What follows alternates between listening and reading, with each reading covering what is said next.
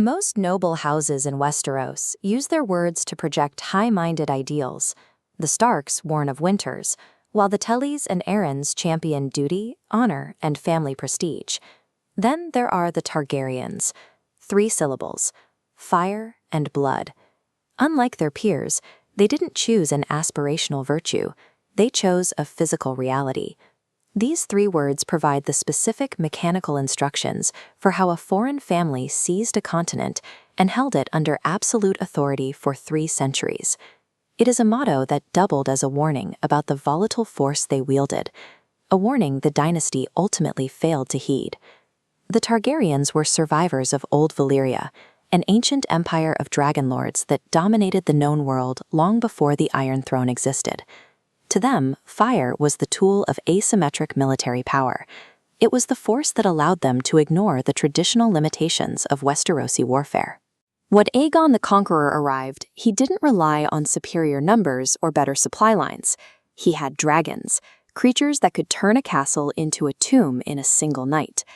At the Field of Fire, thousands of soldiers were consumed by dragon flame in minutes. It proved that in the face of this power, the old rules of courage and strategy no longer mattered.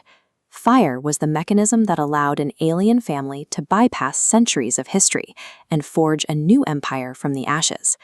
But the fire needed a stabilizer. The second pillar, blood, provided the ideological and biological foundation for their claim to rule. The Targaryens viewed their Valyrian lineage as sacred. To them, blood wasn't just about family.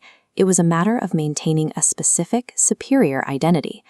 This drove them to practice marriage between close relatives, often brothers and sisters. They were determined to keep their ancestry within a tight inner circle, shielding it from the lesser blood of the continent they ruled.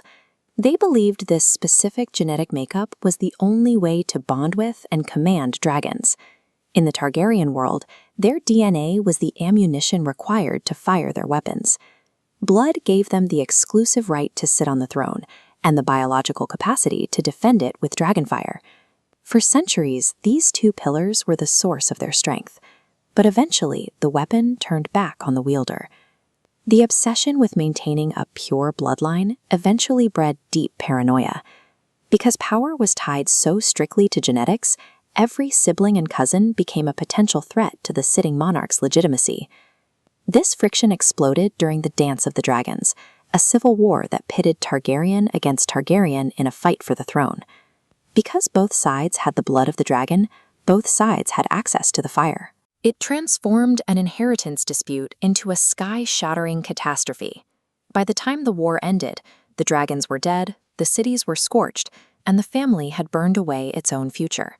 By restricting the ability to ride dragons to such a narrow, insular group, the Targaryens ensured that any internal family disagreement would involve world-ending firepower.